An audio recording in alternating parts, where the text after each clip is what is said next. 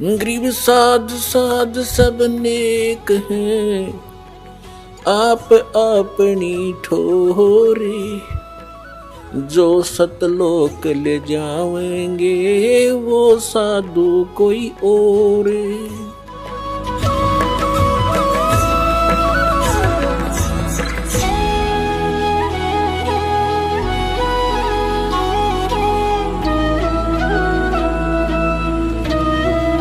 अब जो प्रश्न चल रहा है कि इस सतलोक आश्रम बरवाला के अंदर जो भक्त आ जाते हैं, इनका घना सौभाग्य है, चाहे कोई दुखी आया है भावे चाहे कोई सुख में आया है, ये दुख उसके लिए फिर एक वरदान सिद्ध होगा, जो दास के इन वचनों को स्वीकार करके और इस पर दृढ़ हो जाएगा। क्योंकि दास का उद्देश्य केवल आपको यहां बुलाना और छू मंत्र करके रोग नाश करना नहीं है कुछ, क्योंकि अब देखा भगत ज्यादा आन लागे, विशेषकर जो दुखी है रोगी है, वो सुन लेते हैं, कोई कह देता वहां जाओ, जाते ठीक हो जाओगे। यहां आते हैं कई भगत तो कहते हैं हमने तो बस यो ठीक कराना है, नाम नूम ना लेना। होता कोई बात हुई या सिर में दर्द करना हो हमारे भी, तुम यहाँ पर यहां आने से पहले ये सोचकर आया करो, यदि आपने मोक्ष प्राप्ति करनी है तो आओ, यदि आपने रोगी नाश कराना है तो हॉस्पिटल बहुत बड़े हैं, वहां जाओ। हमारा मूल उद्देश्य है, जो असली सौदा हम करते हैं वो हमारा सौदा मोक्ष प्राप्ति, जन्म मरण का रोग नाश करना है। और जो अन्य सांसारिक और शारीरिक कष्ट या मानसिक पीड़ा, ये तो हम रुंगे में देते हैं आपको, रुंगे में। अगर सौदा करोगे तो रुंगा मिलेगा, ना तो मिले नहीं। रुंगा क्या होता था पुराने समय में, पैसा नहीं होता था गांव में, कनक से ही गेहूं चने, किसान जो है जाति में दास का जन्म था। तो हमारी दादी जी लेती थी, कभी कोई सब्जी बेचने वाला आ गया, कोई प्याज बेचने वाला आ गया, फेरी लगाने वाले, कोई टिंडे बेच रहा है, कोई आम बेच रहा है, कोई कुछ भी, तो वो क्या जैसे एक बेला एक कटोरा गेहूं का भर लेती और जाके उसे पूछती भाई ये कैसे दिए थे टिंडे। वो कहता ताई गेहूं के 2 बार देता हूं, 2 बार। तो गेहूं एक पलड़े में डाल लिए, गेहूं के बराबर 2 बार टिंडे। जो सौदा करना था तो दादी जी के झोड़ी में डाल दिया। फिर मेरी दादी जी कहती थी भाई रूंगा और दे, वो उठा के एक टिंडा और दे देता, ना भाई और दे, एक और दे देता छोटा सा, दादी जी राजी हो जाती। यानी सौदे से नारा जो एक्स्ट्रा बेनिफिट था उसने रूंगा कहा करते, और रूंगा उसको मिलेगा जो सौदा लेगा। या सोच लियो अड़ान तो पहले हमारा सौदा है, जन्म मरण का रोग नाश करेंगे, सतलोक ले जाएंगे, सत भक्ति प्राप्त करनी है तो यहां आया करो, ज्ञान सुना करो।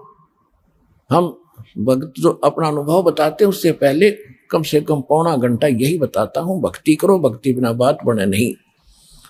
और फिर तुम इस भाव से आइयो, हमने मोक्ष प्राप्ति करनी है। और पुण्यात्माओं देखो, यहां तो दोनों हाथों में लड्डू, एक मंत्र लेकर प्रथम मंत्र उच्चारण करके वहां बैठ कर उच्चारण कर फिर भी मृत्यु होगी ना, आपको मनुष्य जन्म गारंटीड है। ये भगवान का कहा वचन समझ लेना। तो इसलिए हम भी इस बात को अवॉइड नहीं करते, क्योंकि जैसे तैसे कोई आकर नाम ले गया, जब दर्द हो गया तो गारंटीड ठीक होगा, चाहे कैसी बीमारी हो। और फिर भी जो डगमग हो गया तो हमने तो अपनी आत्मा पकड़नी है। भगवान ने एक बार नाम ले लिया और 10-5 मंत्र कर लिए, या एक भी मंत्र उच्चारण करके किसी कारण से, और उसकी मृत्यु भी होगी तो भगवान का हो गया, उसको तुरंत मनुष्य जीवन देगा। और अब विश्व में ये ज्ञान फैले ही फैलेगा, वो आत्मा चढ़ गई लाइन पे, अगले जन्म में उसका मोक्ष कर देगा। भगवान परमात्मा ने तो अपने लाल इकट्ठे करने हैं, और यहां अगर भक्ति नहीं करेगा कहीं और जागा, वो मरे तो मरेगा। तो मनुष्य जीवन से ना लाख जन्म भी ना मिलना फिरता है, क्यों भक्ति करे नहीं रखी। तो यहां दोनों हाथों में लाडू, भगवान जब सच्चे दिल से भक्ति करोगे तो स्वस्थ भी होगे और मोक्ष भी मिलेगा।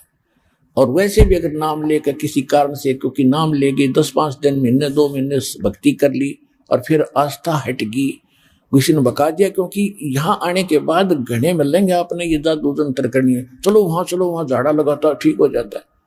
यहाँ आते हैं भक्त बताते हैं, लाते हैं जी इसको ऐसी बीमारी थी या कैंसर थी इसके और ठीक हो गया था। अब तीसरी बार आया, दूसरी बार आया, जब वो कति सोचता का मतलब 90% आराम था। और फिर कोई रिश्तेदार आ गया कि वहां जाते ही ठीक हो जाता, उसको लेके झाड़ा लगा दिया, वैसी स्थिति फिर होगी तीसरी बार आया जब। अब बता के रोऊं उसने, के कहूं मैं, क्या कहूं, तेरा समझाते हैं खुरकाते हैं, या मत आना फिर आगे से अगर ऐसी बकवास करते हो तो। भगवान से छोड़कर इतना सारा मिल गया, तुम फिर भी चले जाते हो, तुम्हारी अकल कहां, फिर क्या ज्ञान समझा, तो न्यू मार खा जाते हो तुम। अच्छा दूसरी बात यह है, अब आप देखते हो कई भक्त, आप सैकड़ों हजारों की संख्या में भक्त बताते हैं हम ऐसे ठीक हो गए, ऐसे ठीक हो गए। वो क्यों ठीक हो गए? और जो ये कह रहा है मैं 5 बार आ लिया, 1 महीना हो गया, 1 साल आ गया, मुझे लाभ नहीं हुआ, उनको क्यों ना हो रहा? क्या भगवान बदल जाता है उस समय? ये आपकी कमी है। सतगुरु के दरबार में कमी कहे की ना, हंसा मौज न पावता तेरी चूक चाकरी वा।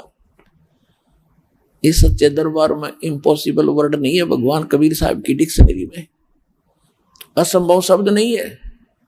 इसके सच्चे दरबार में किसी वस्तु की कमी नहीं है। लेकिन आपको रजा नहीं प्राप्त हो रही तो आपकी कोई सेवा में, कोई क्रियाओं में, कोई आपकी मर्यादा में त्रुटि है, उसको ठीक करो।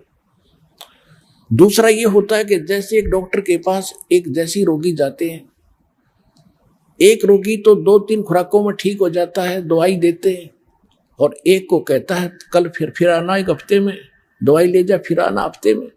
तो उसका रोग दीर्घ है, उसका रोग अभी स्टार्ट था, वो 2-3 खुराकों से ठीक हो गया।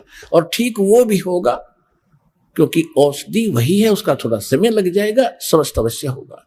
तो ये भी कारण है। इस कारण से भी आप लगे रहना।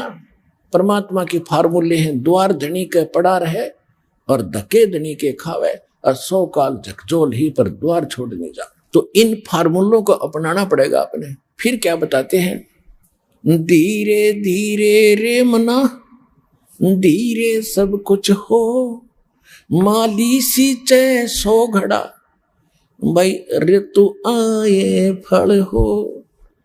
एक ये फार्मूला है कि धीरे धीरे रे मना, धीरे सब कुछ हो, माली सींचे सैकड़ों घड़े पानी के, और समय आए फल हो।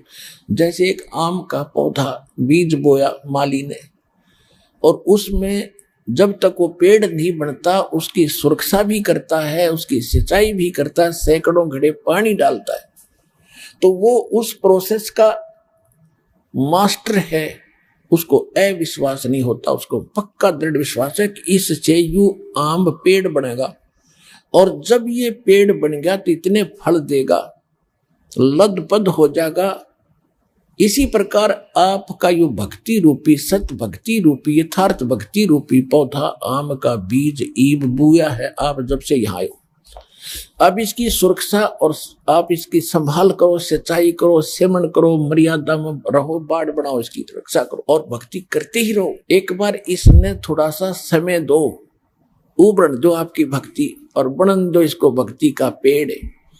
फिर देखना फल लदपद हो जाओगे, आप भी खा लोगे, रिश्तेदारों को भी पहुंचा दोगे, तो भी ना खत्म हो। इतना सुख देगा। फिर तीसरा फार्मूला ये है, जैसे आपको बहुत बार बताया है कि भगत भी आपस में बताते हैं। एक बहन आया करती थी, सन 2005 से उसने नाम ले रखा था, संतान नहीं थी, और लगभग 15 वर्ष शादी ने भी हो गए थे, लेकिन उसको ज्ञान गुण से कति समझ में आ गया था इस बात का कि अगर होगा तो कदे सुनाई यही होगी, ना हो नहीं संसार में। तो उसको बार बार कहा जाता, बेटी विश्वास रख। कहते हैं कभू तो दीन दयाल का भनक पड़ेगी कान, तो वह भी दृढ़ रही। तो इकट्ठी 2 लड़की दी उसको, 2 लड़की बालक ने, 40 साल की उम्र में। अब 1.5 साल के बाद अब फिर इकट्ठे 2 लड़के और हो रहे हैं उसके, वहां कभी इंटरव्यू फिर देगी, आई हुई थी लेकर के, अब 2 लड़के फिर दे दिए। मगा बेटी हाथ जुड़वा देगा तेरे संतान की, तने बस करना पड़ेगा।